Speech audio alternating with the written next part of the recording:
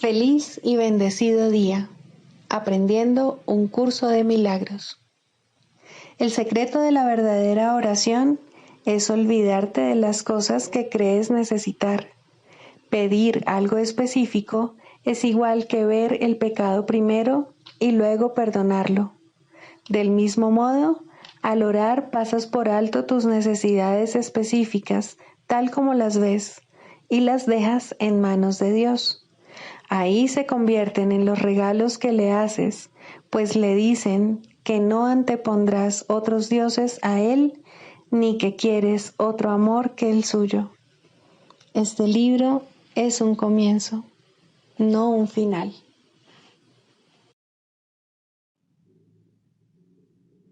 Del prefacio, que postula, párrafo 7. Solo las mentes pueden unirse realmente, y lo que Dios ha unido, ningún hombre lo puede desunir. No obstante, la verdadera unión, que nunca se perdió, solo es posible en el nivel de la mente de Cristo. El pequeño yo procura engrandecerse, obteniendo del mundo externo aceptación, posesiones y amor. El ser que Dios creó no necesita nada, está eternamente a salvo y es eternamente íntegro, amado y amoroso. Busca compartir en vez de obtener, extender en vez de proyectar. No tiene necesidades de ninguna clase y solo busca unirse a otros que, como él, son conscientes de su propia abundancia.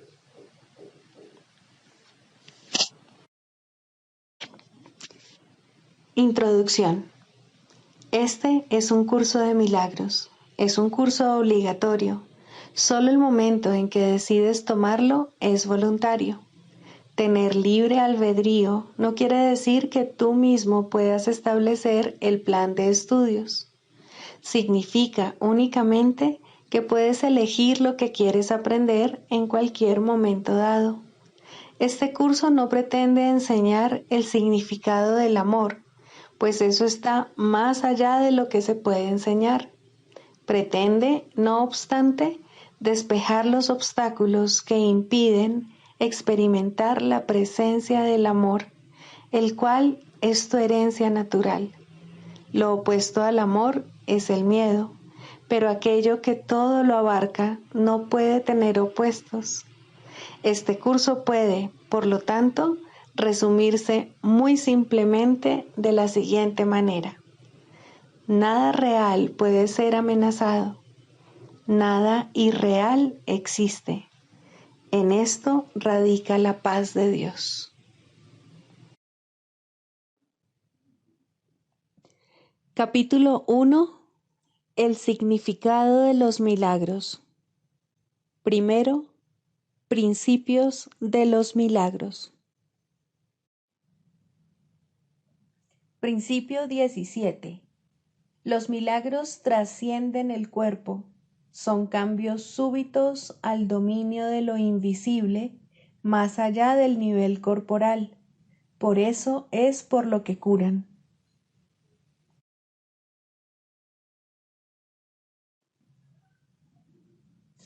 Capítulo 14. Las enseñanzas en favor de la verdad. 8. El santo lugar de encuentro. Has escondido en las tinieblas la gloria que Dios te dio, así como el poder con que Él dotó a su inocente Hijo. Todo ello yace oculto en cada rincón tenebroso, envuelto en culpabilidad y en la oscura negación de la inocencia. Detrás de las sombrías puertas que has cerrado no hay nada, porque no hay nada que pueda opacar el regalo de Dios. El que las hayas cerrado es lo que te impide reconocer el poder de Dios que refulge en ti. No destierres el poder de tu mente, sino permite que todo lo que oculta tu gloria sea llevado ante el juicio del Espíritu Santo, para que allí sea disuelto. Todo aquel a quien Él quiere salvar para la gloria es salvado para ella. Él le prometió al Padre que tú serías liberado de la pequeñez y llevado a la gloria a través suyo. Él es completamente fiel a lo que prometió a Dios, pues comparte con Él la promesa que se le dio para que la compartiese contigo. Él aún la comparte para tu beneficio. Cualquier otra cosa que te prometa algo diferente, sea grande o pequeño, de mucho o poco valor, Él lo reemplazará con la única promesa que se le dio para que la depositara sobre el altar a tu Padre y a su Hijo.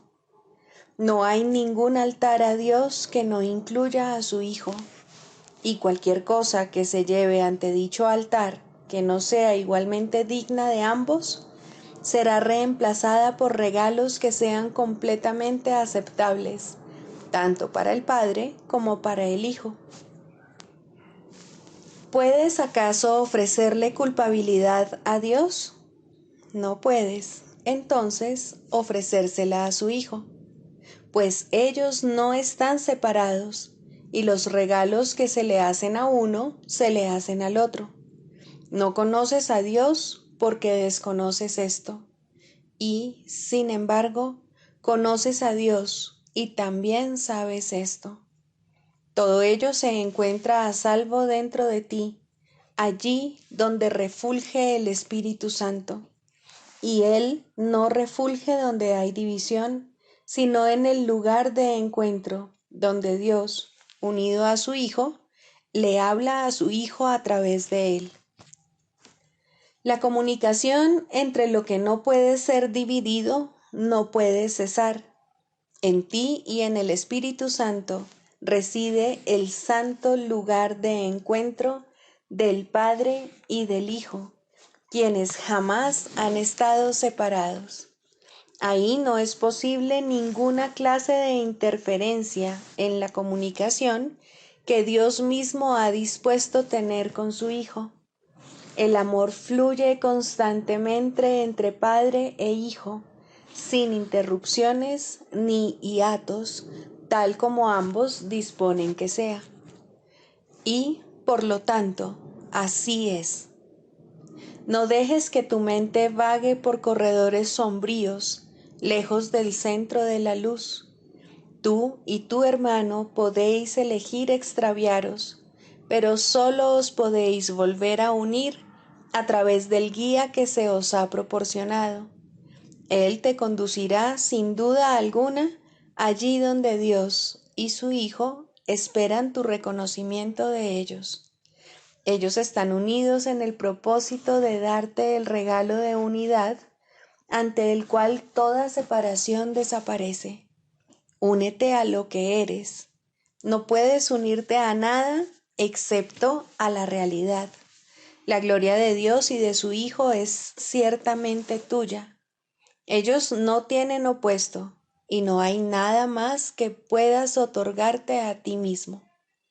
No existe sustituto para la verdad, y la verdad hará que esto resulte evidente para ti a medida que se te conduzca al lugar donde has de encontrarte con ella, y se te conducirá allí mediante una dulce comprensión que no te puede conducir a ninguna otra parte. Donde está Dios, allí estás tú. Esa es la verdad. Nada puede convertir el conocimiento que Dios te dio en falta de conocimiento. Todo lo que Dios creó conoce a su Creador, pues así es como el Creador y sus creaciones crean la creación. En el santo lugar de encuentro, el Padre y sus creaciones están unidos, y junto con ellos lo están también las creaciones de su Hijo. Hay un solo eslabón que los une a todos y los mantiene en la unidad desde la cual tiene lugar la creación.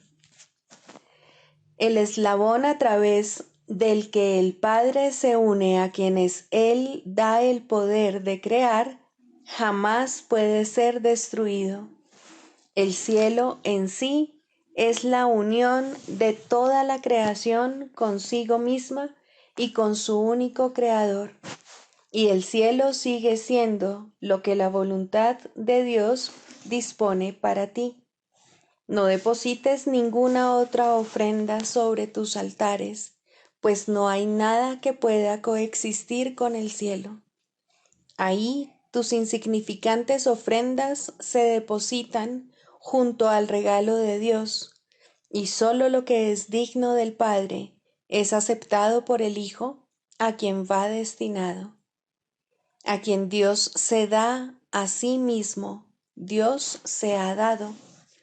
Tus insignificantes ofrendas desaparecerán del altar donde Él ha depositado la suya propia. Libro de ejercicios. Pregunta 13. ¿Qué es un milagro? Un milagro es una corrección. No crea ni cambia realmente nada en absoluto. Simplemente contempla la devastación y le recuerda a la mente que lo que ve es falso. Corrige el error, mas no intenta ir más allá de la percepción ni exceder la función del perdón.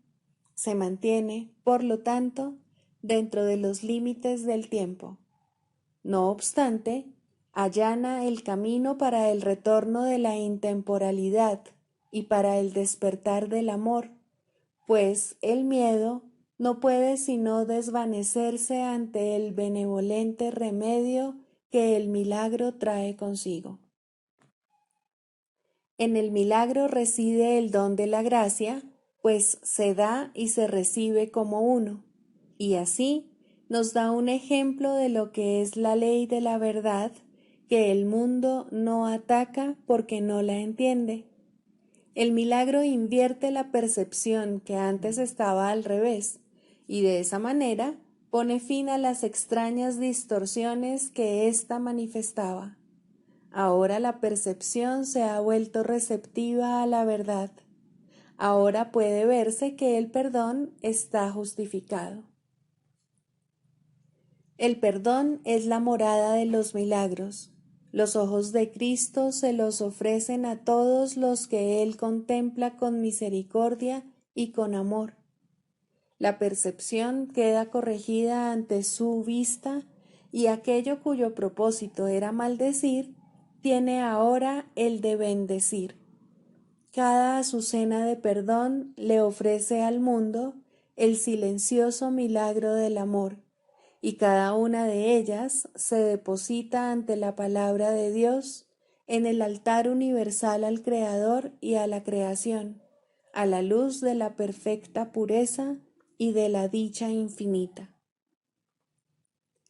Al principio, el milagro se acepta mediante la fe, porque pedirlo implica que la mente está ahora lista para concebir aquello que no puede ver ni entender. No obstante, la fe convocará a sus testigos para demostrar que aquello en lo que se basa realmente existe. Y así, el milagro justificará tu fe en él y probará que esa fe descansa sobre un mundo más real que el que antes veías, un mundo que ha sido redimido de lo que tú pensabas que se encontraba allí. Los milagros son como gotas de lluvia regeneradora que caen del cielo sobre un mundo árido y polvoriento, al cual criaturas hambrientas y sedientas vienen a morir. Ahora tienen agua, ahora el mundo está lleno de verdor, y brotan por doquier señales de vida para demostrar que lo que nace jamás puede morir, pues lo que tiene vida es inmortal. Lección 345. Hoy solo ofrezco milagros, pues quiero que retornen a mí. Padre, todo milagro es un reflejo de los regalos que me haces a mí, tu Hijo, y cada uno que concedo retorna a mí, recordándome que la ley del amor es universal. Incluso aquí, dicha ley se manifiesta en una forma que se puede reconocer y cuya eficacia puede verificarse. Los milagros que concedo se me devuelven en la forma que más me puede ayudar con los problemas que percibo. Padre, en el cielo es diferente, pues allí no hay necesidades. Pero aquí en la tierra, el milagro se parece más a tus regalos que cualquier otro regalo que yo pueda hacer. Así pues, déjame hoy hacer solamente este regalo, que al haber nacido del verdadero perdón, ilumina el camino que debo recorrer para poder recordarte. Que la paz sea con todos los corazones que la buscan. La luz ha venido a ofrecer milagros para bendecir a este mundo exhausto. Este hallará descanso hoy, pues nosotros ofreceremos lo que hemos recibido.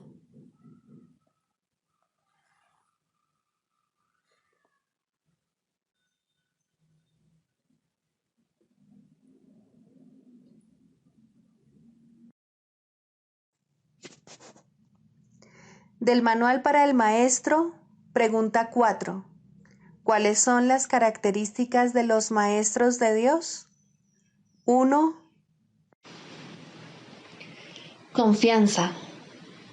He aquí la base sobre la que descansa su capacidad para llevar a cabo su función. La percepción es el resultado de lo que se ha aprendido. De hecho, la percepción es lo que se ha aprendido, ya que causa y efecto nunca se encuentran separados. Los maestros de Dios tienen confianza en el mundo, porque han aprendido que no está regido por las leyes que el mundo inventó. Está regido por un poder que se encuentra en ellos, pero que no es de ellos. Este poder es el que mantiene todas las cosas a salvo. Mediante este poder, los maestros de Dios contemplan un mundo perdonado. Una vez que hemos experimentado ese poder, es imposible volver a confiar en nuestra insignificante fuerza propia. ¿Quién trataría de volar con las minúsculas alas de un gorrión cuando se le ha dado el formidable poder de un águila? ¿Y quién pondría su fe en las miserables ofrendas del ego cuando los dones de Dios se encuentran desplegados ante él? ¿Qué induce a los maestros de Dios a efectuar este cambio? A. Desarrollo de la confianza.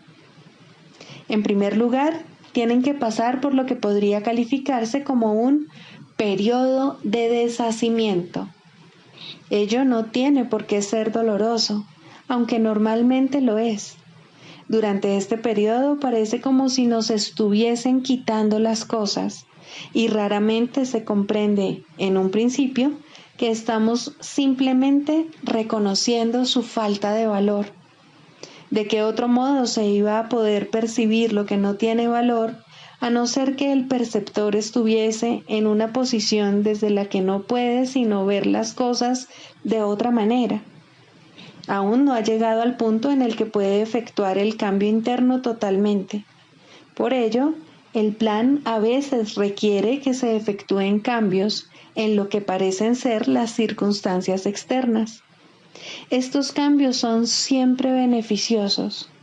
Una vez que el Maestro de Dios ha aprendido esto, pasa a la segunda fase. Ahora el Maestro de Dios tiene que pasar por un periodo de selección. Este periodo es siempre bastante difícil, pues al haber aprendido que los cambios que se producen en su vida son siempre beneficiosos, tiene entonces que tomar todas sus decisiones sobre la base de si contribuyen a que el beneficio sea mayor o menor. Descubrirá que muchas cosas, si no la mayoría de las que antes valoraba, tan solo obstruyen su capacidad para transferir lo que ha aprendido a las nuevas situaciones que se le presentan. Puesto que ha valorado lo que en verdad no vale nada, no generalizará la lección por temor a lo que cree que puede perder o deba sacrificar. Se necesita haber aprendido mucho para poder llegar a entender que todas las cosas, acontecimientos, encuentros y circunstancias son provechosos. Solo en la medida en que son provechosos, deberá concedérseles algún grado de realidad en este mundo de ilusiones. La palabra valor no puede aplicarse a nada más. La tercera fase por la que el Maestro de Dios tiene que pasar podría llamarse periodo de renuncia. Si se interpreta esto como una renuncia a lo que es deseable, se generará un enorme conflicto. Son pocos los maestros de Dios que se escapan completamente de esta zozobra. No tiene ningún sentido, no obstante, separar lo que tiene valor de lo que no lo tiene, a menos que se dé el paso que sigue naturalmente. Por lo tanto, el periodo de transición tiene que ser un periodo en el que el Maestro de Dios se siente obligado a sacrificar sus propios intereses en aras de la verdad. Todavía no se ha dado cuenta de cuán absolutamente imposible sería una exigencia así. Esto solo lo puede aprender a medida que renuncia realmente a lo que no tiene valor. Mediante esa renuncia, aprende que donde esperaba aflicción, encuentra en su lugar una feliz despreocupación. Donde pensaba que se le pedía algo, se encuentra agraciado con un regalo. Ahora llega un periodo de asentamiento. Es este un periodo de reposo en el que el Maestro de Dios descansa razonablemente en paz por un tiempo. Ahora consolida su aprendizaje. Ahora comienza a ver el valor de transferir lo que ha aprendido de unas situaciones a otras. El potencial de lo que ha aprendido es literalmente asombroso, y el Maestro de Dios ha llegado a un punto en su progreso desde el que puede ver que en dicho aprendizaje radica su escape. Renuncia a lo que no quieres y quédate con lo que sí quieres. Qué simple es lo obvio y qué fácil. El Maestro de Dios necesita este periodo de respiro. Todavía no ha llegado tan lejos como cree, mas cuando está listo para seguir adelante, marcharán a su lado compañeros poderosos. Ahora descansa por un rato y los convoca antes de proseguir. A partir de ahí, ya no seguirá adelante solo. La siguiente fase es ciertamente un periodo de inestabilidad. El Maestro de Dios debe entender ahora que en realidad no sabía distinguir entre lo que tiene valor y lo que no lo tiene. Lo único que ha aprendido hasta ahora es que no desea lo que no tiene valor y que sí desea lo que tiene. Su propio proceso de selección, no obstante, no le sirvió para enseñarle la diferencia. La idea de sacrificio, tan fundamental en su sistema de pensamiento, imposibilitó el que pudiese discernir. Pensó que había aprendido a estar dispuesto, pero ahora se da cuenta de que no sabe para qué sirve estar dispuesto. Ahora tiene que alcanzar un estado que puede permanecer fuera de su alcance por mucho, mucho tiempo. Tiene que aprender a dejar de lado todo juicio y a preguntarse en toda circunstancia qué es lo que realmente quiere. De no ser porque cada uno de los pasos en esta dirección está tan fuertemente reforzado, cuán difícil sería darlos. Finalmente, llega un periodo de logros. Ahora es cuando se consolida su aprendizaje. Lo que antes se consideraba simples sombras se han convertido ahora en ganancias substanciales con las que puede contar en cualquier emergencia, así como también en los periodos de calma. En efecto, el resultado de esas ganancias no es otro que la tranquilidad, el fruto de un aprendizaje honesto, de un pensamiento congruente y de una transferencia plena. Esta es la fase de la verdadera paz, pues aquí se refleja plenamente el estado celestial. A partir de ahí, el camino al cielo está libre y despejado y no presenta ninguna dificultad. En realidad, ya está aquí. ¿Quién iba a querer ir a ninguna otra parte si ya goza de absoluta paz? ¿Y quién querría cambiar su tranquilidad por algo más deseable? ¿Qué podría ser más deseable?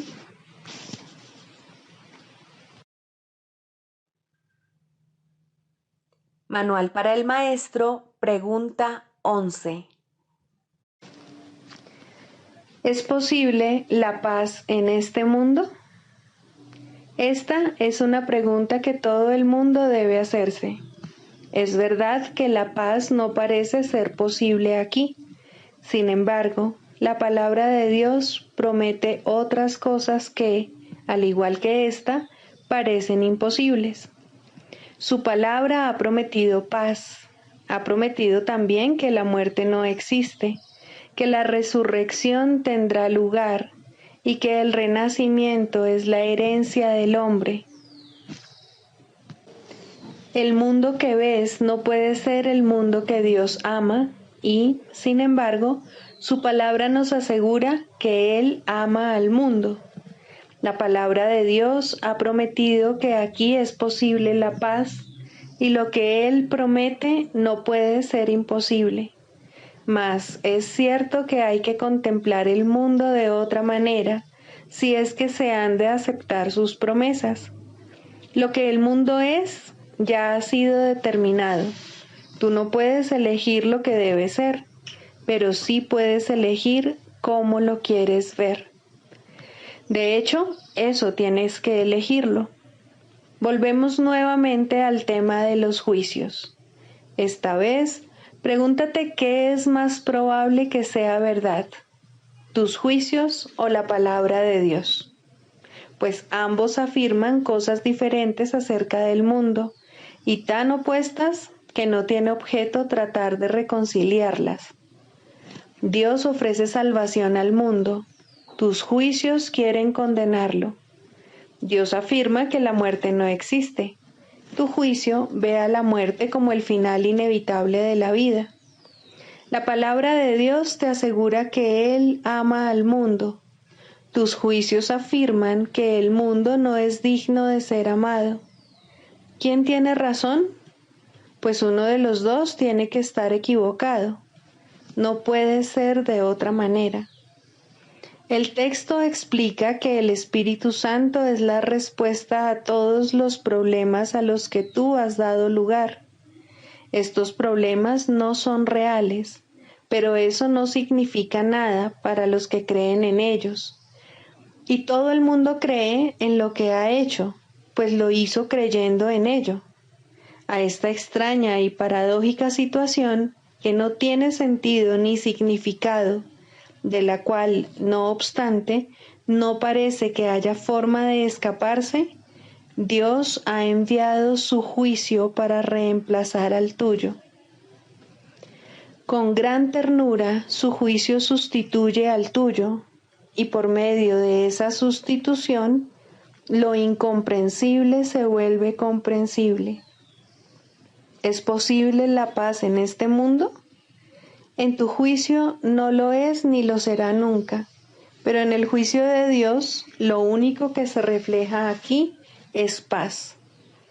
La paz es imposible para los que ven conflictos e inevitable para los que ofrecen paz. ¿Cuán fácilmente, pues, te puedes escapar del juicio que tienes acerca del mundo? No es el mundo lo que hace que la paz parezca imposible. El mundo que ves es lo que es imposible. No obstante, el juicio de Dios acerca de este mundo distorsionado lo ha redimido y preparado para que le dé la bienvenida a la paz. Y la paz desciende sobre él en jubilosa respuesta. Ahora la paz puede estar aquí, ya que ha entrado un pensamiento de Dios. ¿Qué otra cosa sino un pensamiento de Dios podría trocar el infierno en cielo solo por ser lo que es? La tierra se postra ante su presencia, que llena de gracia se inclina en respuesta para elevarla de nuevo. Ahora la pregunta es diferente. Ya no ¿es posible la paz en este mundo? Sino, ¿cómo sería posible que no hubiese paz aquí?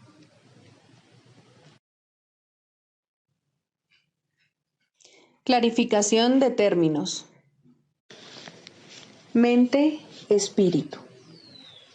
El término mente se utiliza para representar el principio activo del espíritu, el cual le suministra a éste su energía creativa.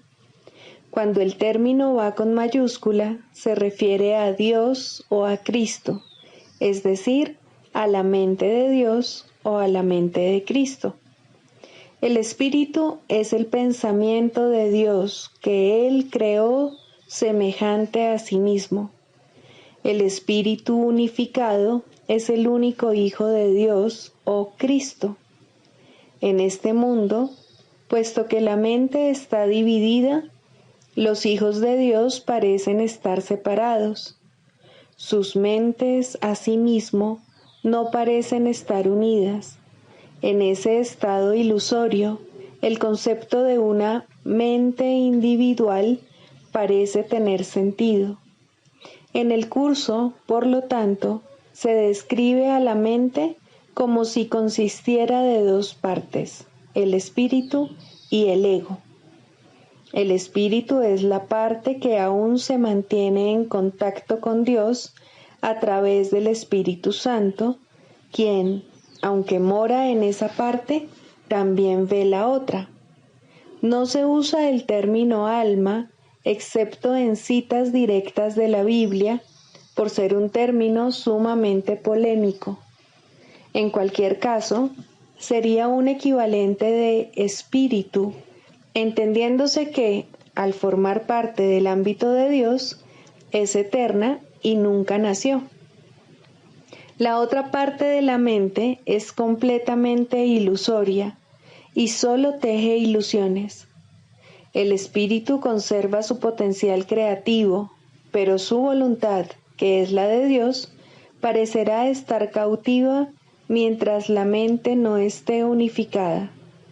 La creación continúa imperturbable porque esa es la voluntad de Dios.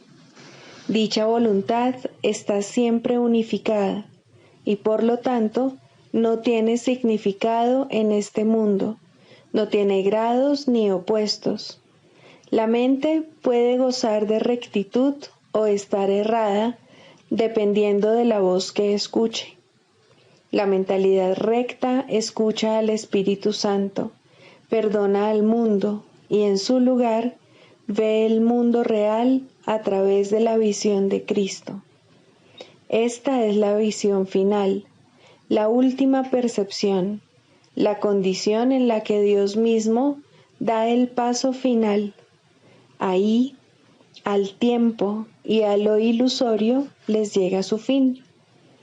La mentalidad errada escucha al ego y teje ilusiones, percibe el pecado, justifica la ira y considera que la culpabilidad, la enfermedad y la muerte son reales. Tanto este mundo como el mundo real son ilusorios, pues la mentalidad recta simplemente pasa por alto o perdona lo que nunca ocurrió. Por lo tanto, la mentalidad recta no es la mentalidad uno de la mente de Cristo, cuya voluntad es una con la de Dios. La única libertad que aún nos queda en este mundo es la libertad de elegir, y la elección es siempre entre dos alternativas o dos voces. La voluntad no está involucrada en la percepción a ningún nivel y no tiene nada que ver con el proceso de elegir. La conciencia es el mecanismo receptor el cual recibe mensajes tanto del plano superior como del inferior, del Espíritu Santo o del ego. La conciencia tiene niveles y puede cambiar drásticamente de uno a otro, pero no puede trascender el dominio de lo perceptual. En su nivel más elevado, se vuelve consciente del mundo real y puede ser entrenada para hacer eso cada vez con mayor frecuencia. Sin embargo, el hecho mismo de que tenga niveles y de que pueda ser entrenada demuestra que no puede alcanzar el conocimiento. El proceso de la psicoterapia. Cuarto, el proceso de la enfermedad. De la misma manera en que toda terapia es psicoterapia, del mismo modo toda enfermedad es enfermedad mental. Es un juicio acerca del Hijo de Dios, y todo juicio es una actividad mental. Un juicio es una decisión que se toma una y otra vez contra la creación y su creador. Es la decisión de percibir el universo como tú lo has creado. Es decidir que la verdad puede mentir y que es una mentira. ¿Qué otra cosa, entonces, puede ser la enfermedad sino una expresión de aflicción y culpa? ¿Y por qué sollozaría a alguien si no por su inocencia? Una vez que al Hijo de Dios se le considera culpable, la enfermedad es inevitable. Es lo que ha pedido y, por ende, es lo que recibirá. Todos los que piden enfermedad se han condenado a sí mismos a buscar remedios que no los pueden ayudar, pues han depositado su fe en la enfermedad y no en la salvación. No hay nada que un cambio de mentalidad no pueda hacer, pues todas las cosas externas no son sino sombras de una decisión ya tomada. Si se cambia la decisión, ¿cómo podría su sombra no cambiar? La enfermedad no es más que la sombra de la culpa, grotesca y fea, puesto que imita la deformidad. Si una deformidad se ve como real, ¿cómo podría su sombra no ser deforme? Una vez que se ha decidido que la culpa es real, el descenso al infierno sigue paso a paso su inevitable trayectoria. La enfermedad, la muerte y la miseria fustigan ahora la tierra en implacables oleadas, a veces simultáneamente y otras en siniestra sucesión. Todas estas cosas, no obstante, por muy reales que puedan parecer, son solo ilusiones. ¿Quién podría tener fe en ellas una vez que ha entendido esto? ¿Y quién podría no tener fe en ellas hasta que lo entienda? La curación es terapia o corrección, y como ya hemos dicho y volvemos a repetir, toda terapia es psicoterapia. Curar al enfermo no es sino ofrecerle este entendimiento. La palabra cura ha caído en desprestigio entre los terapeutas más respetables del mundo y con toda razón, pues ninguno de ellos puede curar y ninguno de ellos entiende lo que es la curación. En el peor de los casos, le otorgan realidad al cuerpo en sus propias mentes, y una vez que han hecho esto, apelan a la magia para curar los males con los que sus mentes dotaron al cuerpo. ¿Cómo podría este proceso curar? Es ridículo de principio a fin, mas una vez comenzado, del mismo modo ha de concluir. Es como si Dios fuese el diablo y fuera necesario encontrarle en el mal. ¿Cómo podría haber amor ahí? ¿Y cómo podría lo enfermo curar? ¿No son acaso estas dos preguntas la misma? En el mejor de los casos, es posible que los sanadores del mundo, y el término sanadores tal vez sea cuestionable aquí, lleguen a reconocer que la mente es la fuente de la enfermedad. Pero su error estriba en la creencia de que la mente puede sanarse a sí misma. Esto tiene algún mérito en un mundo donde el concepto de grados de error tiene sentido. No obstante, sus curas siguen siendo provisionales, o bien puede que surja otra enfermedad que reemplace a la anterior, pues mientras no se comprenda el significado del amor, la muerte no se ha superado. ¿Y quién puede comprenderlo sin la palabra de Dios que Él dio al Espíritu Santo para que fuese su regalo para ti? Cualquier clase de enfermedad puede definirse como el resultado de verse a uno mismo débil, vulnerable, malvado y en peligro, y, por ende, en constante necesidad de defensa. Sin embargo, si el yo fuese realmente así, cualquier defensa sería inútil. Las defensas que se procuran, por lo tanto, no pueden sino ser mágicas. Deben superar todos los límites percibidos en uno mismo y, simultáneamente, forjar un nuevo concepto propio en el cual el antiguo no tiene cabida. En resumen, el error se acepta como real y se lidia con él mediante ilusiones.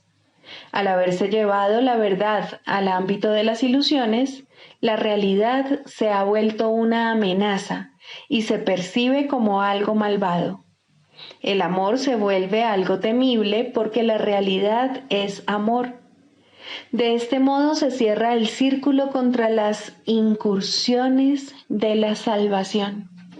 La enfermedad es, por lo tanto, un error y necesita corrección.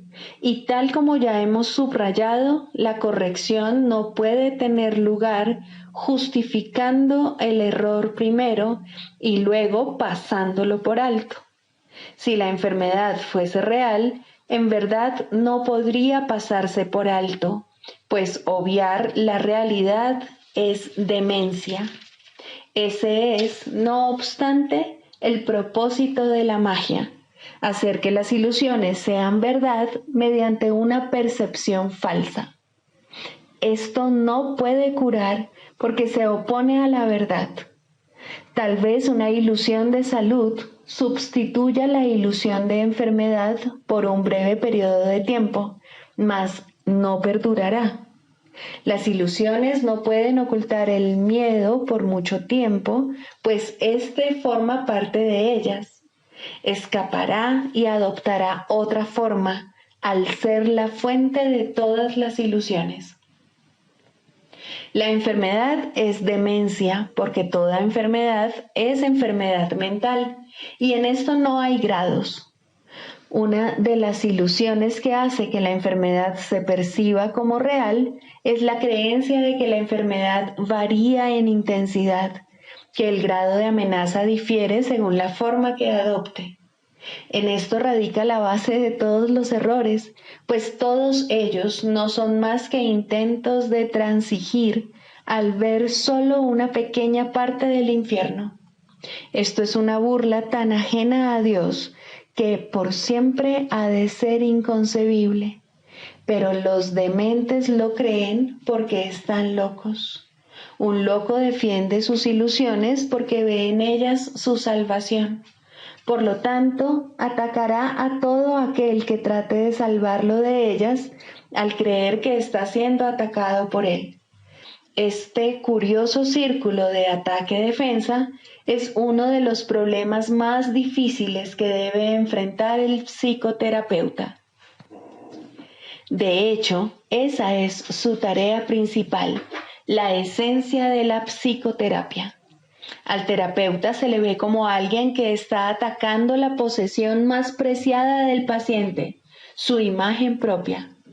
Y puesto que esta imagen se ha convertido en la seguridad del paciente, tal como él la considera, el terapeuta no puede sino ser percibido como una verdadera fuente de peligro que hay que atacar e incluso matar. El psicoterapeuta, pues, tiene una enorme responsabilidad. Debe hacer frente al ataque sin atacar y, por consiguiente, sin defenderse. Su tarea consiste en demostrar que las defensas no son necesarias y que la indefensión es fortaleza. Esta debe ser su enseñanza, si quiere que su lección sea que la cordura es seguridad. No puede hacerse suficiente hincapié en el hecho de que el demente cree que la cordura es una amenaza. Este es el corolario del pecado original, la creencia de que la culpa es real y de que está plenamente justificada. Por lo tanto, la función del psicoterapeuta consiste en enseñar que la culpa, al ser irreal, no tiene justificación ni ofrece seguridad alguna. Por consiguiente, siempre será indeseable, además de irreal. Esta única doctrina de salvación es la meta de toda terapia, pues alivia la mente de la insensata carga de culpa que tan fatigosamente arrastra, y de este modo la curación se logra. No se cura el cuerpo, simplemente se le reconoce como lo que es. Si se percibe correctamente, se puede entender su propósito. ¿Qué necesidad hay, entonces, de enfermedad? Con este único cambio, todo lo demás vendrá por añadidura. No hay necesidad de complicados cambios. No hay necesidad de largos análisis ni de discusiones o búsquedas fatigosas. La verdad es simple al ser una y la misma para todos. El canto de la oración, el perdón. Segundo, el perdón para destruir. El perdón para destruir adopta muchas formas al ser un arma del mundo de las formas. No todas son obvias y algunas se ocultan cuidadosamente bajo lo que aparenta ser caridad. Pero todas las formas que parece adoptar tienen una sola meta: separar y hacer que lo que Dios creó igual sea diferente.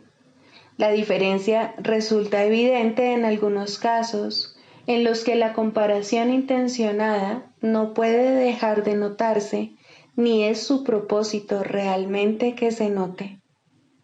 En este grupo se encuentra, en primer lugar, el caso en el que una persona mejor se digna rebajarse para salvar a un inferior de lo que en realidad ésta es. En este caso, el perdón aquí se basa en una actitud de amable altivez, tan lejana del amor que la arrogancia jamás podría desalojarse. ¿Quién puede perdonar y despreciar al mismo tiempo? ¿Y quién puede acusar a otro de estar inmerso en el pecado y al mismo tiempo percibirlo como el Hijo de Dios? ¿Quién puede enseñar lo que es la libertad esclavizando? En eso no hay unión, solo aflicción. Eso no es realmente misericordia, eso es la muerte. Hay otro caso de perdón para destruir, muy parecido al anterior, si se entiende correctamente, en el que la arrogancia no se manifiesta de forma tan arrogante. Aquí el que perdona a otro no proclama ser mejor. En lugar de ello dice que aquí hay alguien cuya pecaminosidad él comparte, y dado que ambos han sido indignos, merecen la retribución de la ira de Dios. Este pensamiento puede parecer humilde e incluso inducir a una rivalidad con respecto a quién es más pecador o más culpable. Esto no es amor por la creación de Dios, ni por la santidad que es su regalo eterno. ¿Puede acaso su Hijo condenarse a sí mismo y aún así acordarse de él? Aquí la meta es apartar de Dios al Hijo que él ama y mantenerlo separado de su fuente. Esta es también la meta de aquellos que buscan ser mártires a manos de otro. El objetivo detrás de esto tiene que verse claramente, pues puede pasar por mansedumbre y caridad en vez de crueldad. ¿No es acaso muestra de misericordia aceptar el rencor de otro y no responder sino con silencio y con una dulce sonrisa? Fíjate qué bueno eres, que soportas con paciencia y santidad la ira y el daño que otro te inflige sin mostrar el amargo dolor que sientes. El perdón para destruir con frecuencia se oculta tras un manto así. Muestra el rostro del sufrimiento y del dolor como prueba silenciosa de la culpa y de los estragos del pecado. Tal es el testimonio que le ofrece a uno que podría ser su salvador y no su enemigo. Pero al habérsele convertido en enemigo, tiene que aceptar la culpa y el duro reproche que de este modo se ha descargado sobre él. ¿Es esto amor? ¿O se trata más bien de una traición hacia uno que necesita que le salven del dolor de la culpa? ¿Qué otro propósito podría tener esto, sino mantener a los testigos de la culpa alejados del amor? El perdón para destruir puede manifestarse también en forma de regateos y tratos. Te perdono si satisfaces mis necesidades, pues en tu esclavitud está mi liberación. Dile esto a cualquiera y te vuelves un esclavo, y tratarás de deshacerte de la culpa mediante más regateos que no ofrecen esperanza alguna, sino más dolor y más miseria. Cuán temible se ha vuelto ahora el perdón y cuán distorsionado es el fin que persigue. Ten piedad de ti mismo, tú que de este modo regateas. Dios solo da y no pide recompensa alguna. No hay otra manera de dar excepto como Él da. Todo lo demás es una parodia, pues ¿quién intentaría hacer un trato lucrativo con el Hijo de Dios y al mismo tiempo dar gracias a su Padre por su santidad? ¿Qué le mostrarías a tu hermano? ¿Intentarías reforzar su culpa y con ello la tuya? El perdón es el medio por el que puedes escapar. Qué lástima convertirlo en un medio para una mayor esclavitud y dolor. En el mundo de los opuestos hay una manera de utilizar el perdón para la meta de Dios y encontrar la paz que Él te ofrece. No aceptes nada más o habrás buscado la muerte y orado por separarte de tu ser.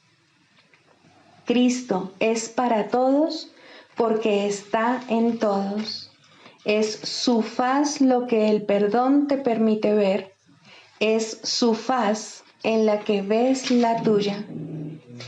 Todas las formas que el perdón adopte, que no te aparten de la ira, de la condena y de comparaciones de cualquier clase, son la muerte, pues es eso lo que sus propósitos han establecido.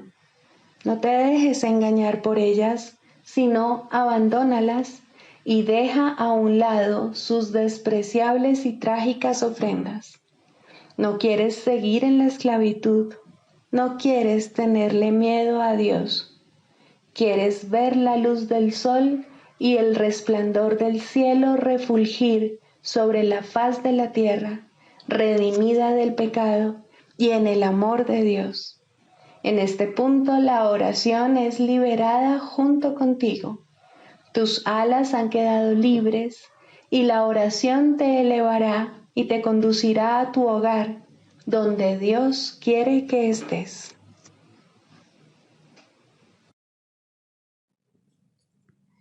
Sigamos a Jesús haciendo del perdón algo tan natural como respirar y algo tan vital como el aire. Amén.